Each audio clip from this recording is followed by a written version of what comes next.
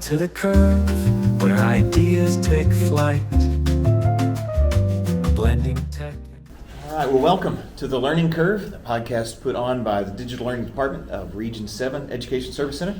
My name is Carl Moen. I'm a Digital Learning Specialist here at Region 7. I'm Benjamin Wood. I'm the Coordinator of Digital Learning. So on today's episode, we're going to really look at and explore some tech tools for student success. And remember, that's everything that we're trying to do in this podcast is about what's really effective for student success. We don't want to highlight a tool unless we think it can really help our students get better at learning, become more creative or curious or something like that. And so that's where we're going today. We're going to lean into and look at three tools in particular. Spend just a little bit of time exploring those tools. You get to see really some on-screen stuff, how to use these tools, and hopefully come away with something. The takeaway is maybe you can find a new tool or a new strategy for a tool you've already been using that can help you level up your student learning in your classroom. Yeah, and these tools are just so great. We've been really fortunate that we've gotten the opportunity to play with these both in the classroom and at work within Region 7. When we get into a few of the others, you'll quickly find out which one is our favorite pretty quick, and we'll get to spend some awesome time making some really neat things with that one. So we're excited to show you. First one we're going to go is Discovery, correct? Yeah. All right. Yeah, so Discovery. Yeah. Discovery Education. So Discovery Education, you may have heard of this. Your school may actually have access to this. This one is a phenomenal tool. Discovery doesn't do a great job about bragging on itself. A lot of times it's seen as, oh, well, this is a resource that has videos. And it does have a lot of videos.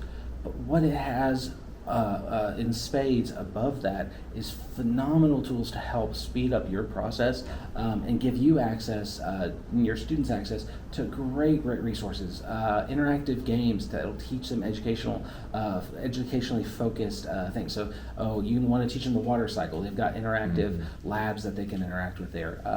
You've got things that you can build custom quizzes. You can put in questions directly into videos. I mean, there's just a plethora of phenomenal things at your disposal if you have access to this tool. What are some other things about this? The thing that stands out to me the most, and I wasn't even a science teacher, but I love the PhET simulations. Mm-hmm. If you've never seen PhET simulations, they're incredible. And they're interactive, and that's what's really cool is that you give your students access to really high-level science experiments that are all done on the computer. And so there's no danger, first of all, and because it lives in that virtual space, you're really unlimited in what you're able to do with those experiments. So I love that. I love the assessments that you can build as well, because one of the things that we have to do when we're talking about learning is we've got to assess it somehow. And there's some wonderful interactive assessments you can build with Discovery as well. I also love, last thing I'll let you kind of give on the tool. I also really, really love, and this is I think the thing that most teachers really love about this tool, is that it's all aligned to standards. Mm-hmm. And so in Texas, when we're talking about the TEKS, you can look up any subject that you're teaching, especially our core subjects. It has all of the TEKS, K-12, and many of them are hyperlinked to resources in Discovery Ed, and all of those resources are vetted, they're student safe, and they're high quality. So those are the things that we could go on and on about. And I'm going to go on and on for just a second. You said something there that really, really stands out to me too. I remember in the classroom, there'd be a specific type of thing that I wanted to teach my students, and I needed that visual. But the problem was I would spend most of my conference period trying to find that best resource on YouTube, and what always frustrated me was I might find it hidden in a 50-minute video when I just needed 30 seconds explanation, 40 seconds explanation on there. And that was so frustrating. With this aligned to standards, it makes it so much easier and so much faster to plan and to plan well. And everything that's in here, you can be safe with the knowledge that it has been vetted and made by teachers first and then vetted by teachers on there. So I've not had any instance, with all the teachers that we interact with, never had an instance where there was something that was inappropriate showing up in the classroom. And there's no advertisements. You know, that's the great thing. The frustrating thing about us with education is we have access to a lot of great things such as YouTube and all those other things, in the classroom, but we can't always control what comes along with them. Whereas this tool is all safe and embedded, and I just can't speak high enough. This is going to be a podcast where we are showing you things visually. So if you're listening to this now, if you want to see what we're clicking on and where we're clicking, definitely take a look at our videos, because we're going to walk you through and show you screenshots on that. We're also going to try and describe as best as possible as we go through the process, in case all you have access to is to listen, if you're doing this through a commute or something like that. So I'm on the Discovery Education site right now. I'm going to sign in. Yours is going to look a tiny bit different just because of the way that our Service Center sets up our accounts. But once you're in, you'll have this home screen on here. Now, one thing that Discovery has done a great job with is they've baked everything in using the search bar right here. I can get to anything and everything I want to using the search bar. I can simply, I could never go to anywhere else and just search for what I need, and I'd probably be able to find it on there. So the search bar is phenomenal in what it can do. And as you'll notice, when I click on here, it's gonna help me try and drill down to what I need. So you'll notice I have recent searches right here. I've got several different things here. I also can go right over to the global navigation bar, which is the hamburger over on the left. And I have several things. I have my content, I have assignments, I have classrooms, and I have educator supports, which are huge. And then finally down here in the experience, I have explore and browse standards. I think we'll start with browse standards first, because I think it's so impactful, especially if you're looking at a new school year. This may be your new best friend. As you're planning for your year at a glance, as you're planning for your 6 weeks or your unit, this can really help. So I'm gonna click on browse standards. And what I'm going to do right here, I now can go through, and of course I'm going to double check, make sure I'm on the state of Texas, which I am, and it has all of our standards that have been set up within, using TEKS within Discovery. And so let's see, I want to do social studies, K through 12, 2022 essential knowledge and skills. We'll just start at the top, click there. Now I have a list of every TEK that I have, and you'll notice right here, I have grade level. So right now it's set at kindergarten. I'm gonna go into, let's say, 5th grade. So 5th grade, social studies. Now I have TEK 5.1, I have TEK 5.2, and so on and so forth. What I love about this is I can click this little plus button, and now right here, specific to those TEKs, I can now click on this hyperlink, and this will take me to unit modules that are built within Discovery. They'll have a great amount of information. So let's click on this first one, 5A. Explain when, where, and why groups of people explored, colonized, and settled the United States. When I click on that, that's going to take me right now to everything that has been assigned through Discovery Ed and other teachers to build this whole grouping of everything that is set within 5A1. And you'll notice I've got videos, I've got activities, I even have full channels, and full channels are a collection of all of these items. I also have text and audio, so like audio files right here. This could be audiobooks, this could be interviews, things like that. Text could be PDFs, lots of great things. Carl, you want to add anything into this before I click into one of these fun things? Well, just as you were talking about that, the variety of resources is what's really incredible. So audio files, some of these can be, some of these are going to be pulled from videos and things, but some are actually going to be pulled from primary sources, which is phenomenal. And the images and the way that you can search and find all these resources. I just love the variety that's available to you. Yeah. One thing that really I've appreciated Discovery doing this. So right now I'm on this full video, citizenship in the community. If I were to click on this, you'll notice it says full video, and that's really important because each of these videos, what Discovery has done for us is Discovery understands that our students' attention spans vary between grade level, and it also understands best practice of teaching is to not show a 45-minute video. It's to show small increments or small segments of video, followed up with a question or follow up with an activity to reinforce what they've just heard to get really good learning. And so Discovery has taken a lot of the hard lift or heavy lift out of my hands. I could watch this full video. It's 16 minutes. Generally, as a rule of thumb, I've always heard that it's generally best to take the grade level the student's at and add 3. And that is the number of minutes of their attention span before you have to change activity. So, and if you think about that, I mean, we're talking 12th grade, that's 15 minutes. So every 15 minutes we should change something to ensure that their attention span is captured. We should never show them a 45-minute video. Well, Discovery Ed here, what they've done, if I scroll down here, you'll notice the segments option. There are 8 segments. This is this same video cut into 8 different segments. And that is huge because now I can go in and I could just issue my students just watch the first minute, first 2 minutes, maybe the minute 55. Maybe each one of these is a bell ringer throughout the week to reinforce the things that we're learning on there. And so I really, really like that they've added that in there as a feature. And that's every video pretty much they have this. And we're talking thousands and thousands of videos on there. So what's great about each one of these little cards, not only is it a video segment, but you'll notice if I have this little ellipses, we sometimes call it the skinny snowman. If I click on there, I have abilities to do lots of things with it. If I create with Studio, Studio is a great place to compile an interactive slide deck that can be tied to a ton of great things. I can bring in videos, images, questions. I can make it where there's a quiz assigned within that slide. It all stays within the Discovery envelope, and we may show you a little bit of those. Which is great, if I can interject, that it stays in that Discovery world. You're not leaving to go outside of that and come back. It's all self-contained, and that's a wonderful thing that they've done and how they've built that. And when you're talking about studios, it's really limitless how you can design those.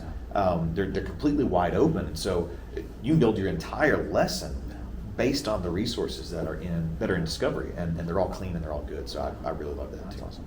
And if you work on a team, if you're with a team or you've got several people teaching the same grade level, same subject, you don't have to make them all yourself. Each one of y'all can make them and then share them. There is a huge library of things that have already been made in the studio by other teachers that you can go in and find and say, oh, I really like that, so I'll use a portion of that, but I want to change this, this, and this, because I know what will align with what I'm teaching. I know my students and what they need to have. So we'll spend some time in studio here in a second, but I can choose just this segment.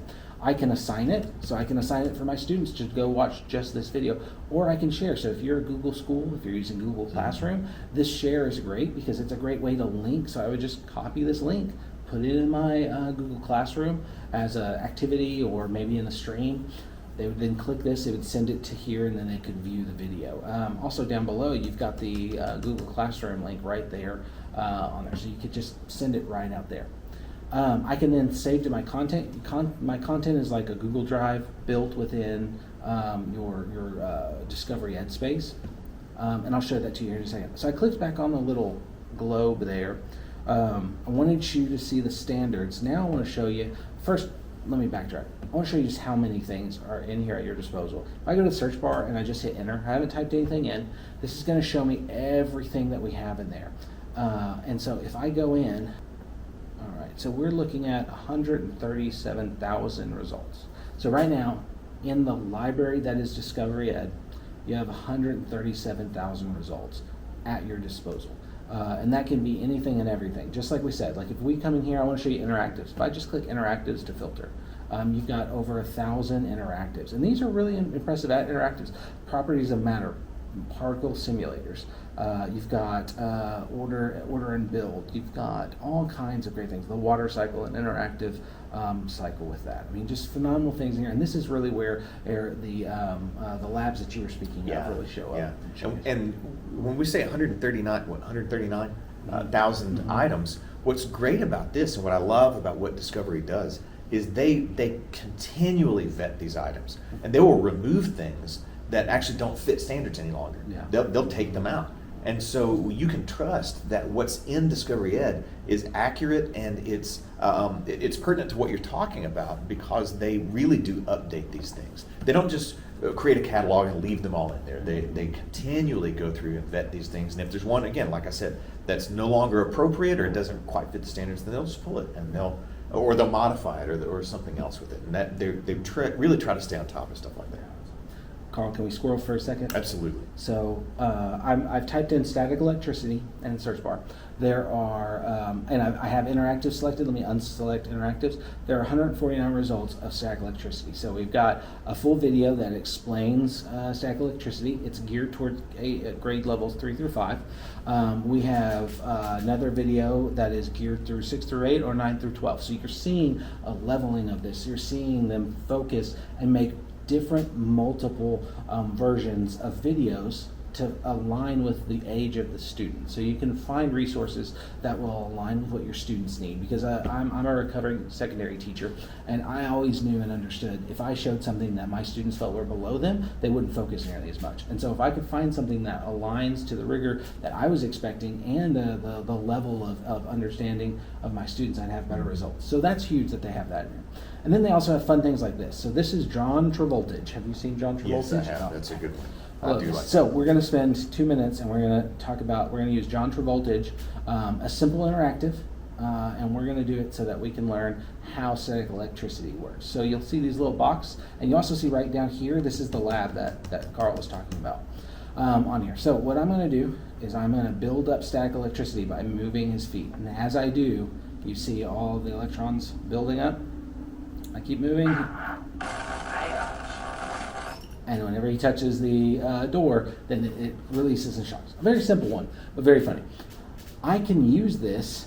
I could just assign this right out in the interactive, or I could build an activity. So I'm gonna build an activity.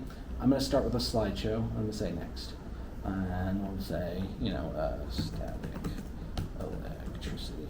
Carl, while I'm typing this out, you want to tell them a little bit more about some of the fun things you like in Discovery? Yeah, so I was a social studies teacher, and so I really like, and I know that he's doing a science experiment right here, but what I loved about the resources that they had in social studies, and one of the things that I'm sure he'll get to in a moment, are they have channels.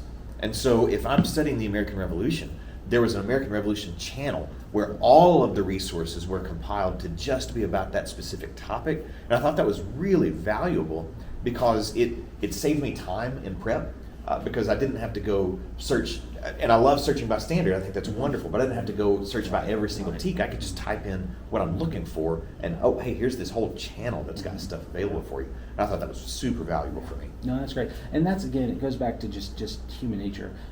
A lot of times when you go into something like Discovery, you may not know exactly what you want to find, but you know, hey, I'm going to be studying this unit, and so the channels are great to do.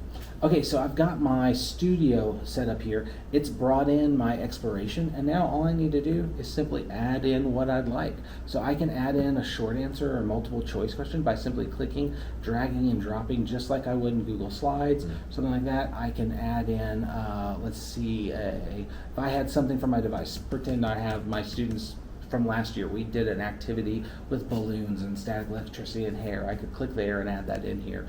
I could search directly in Discovery Ed for something with static electricity. I'm just going to put static, and this video right here is what I want to use. So I'm going to select that and add selected. And so now I'm building my slide deck within Discovery, and I'm able to create the things I need and want, and basically build the daily activity or a digital worksheet, for lack of a better word, inside Discovery that not only can have videos assigned, it can have interactives, and I can have them answer questions right in here. So I've got a full activity that I want to do. I can also add more pages. So right now I only have one. I can say add slide. I could add multiple slides with different layouts and all those kind of things. So Studio is phenomenal. You can build this as you need. As you save and exit, you can share it with others on your team or your students, or put it in your Google Drive. I'm sorry, in your Google Classroom. Which is such a big deal because it syncs directly with Classroom. You can send it out directly as an assignment. And I know we've mentioned Google, but it's the interactivity between Google and Discovery is wonderful. So good. I did a disservice to us all, Carl. I apologize. I didn't start with what we always start with: instructional strategies. Yeah. SOS. I love the name of this. I'll just say, if I could get on my soapbox for a second, I was an alt-cert teacher.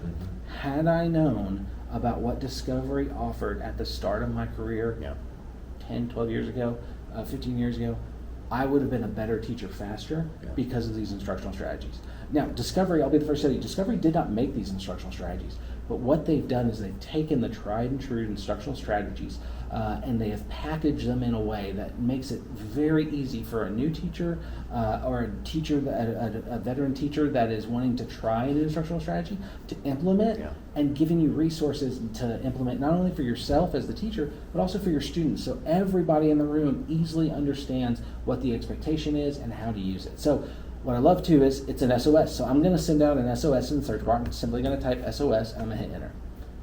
Earlier, Carl was talking about channels. There is an entire channel made of instructional strategies. So when this pulls up, you'll see right here, this very first one, see how it says channels, instructional strategies. We're going to click on that one. And this is a long list of phenomenal instructional strategies. That are research-based. These are solid instructional strategies. They're not just something that somebody thought of. They really have been tried. They really have been vetted for. And again, they've been around probably 20, 30, 40 years in some cases. But what they've done, we're going to pick on, what's your favorite, Carl? I'm going to pick on. Well, the 6-word memoir, the 6-word story is still my favorite. All right, so what we're going to do, we're going to go in, 6-word story right here. So what's great about this, I'm going to click on this little card, and it's going to have several things. First, it's going to have a minute-long video that's going to explain what a 6-word story is. We're actually going to watch it together. And the reason why this is so important is not just for you as a teacher, because I think most teachers that have used instructional strategy before can pick up quickly on how to adapt it. Your kids may not always have that. Imagine if you wanted to use an instructional strategy on the day that you are going to be absent, you're sick, you have a doctor's appointment, something like that. You now, through the power of discovery, can have a great instructional strategy used and showcased with your students while there's a sub in the room, which I think is just phenomenal. So, okay, we've got our video. So we'll just click on this.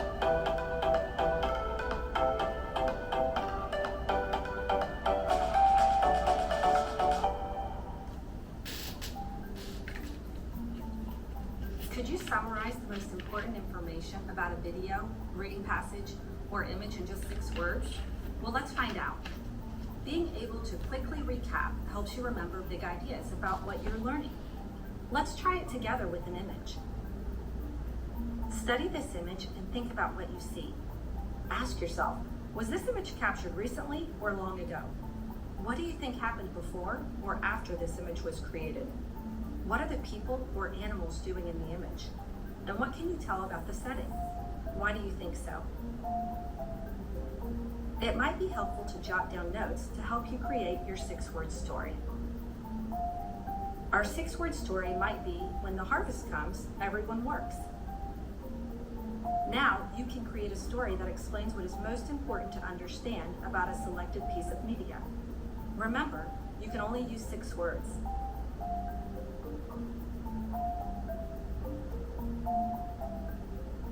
So that is our 6-word story right there on there. Just phenomenal that it has that. But if you look down below, there are so many great resources that are included in this. You've got the transcript, you have a teacher guide, you have a graphic organizer built in to be used with the 6-word story.